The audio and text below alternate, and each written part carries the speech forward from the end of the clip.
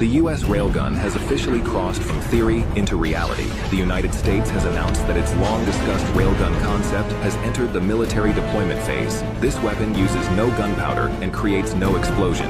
Instead, it relies on electromagnetic force to launch solid metal projectiles at several times the speed of sound. When fired, the projectile rips through the air purely through kinetic energy. The most unsettling part isn't the speed, it's the cost. A traditional missile can cost millions of dollars per shot. A railgun round requires only electricity and a simple metal slug. That single difference rewrites the logic of modern warfare. Saturation attacks are no longer limited by missile stockpiles, but by how much electrical power a nation can generate.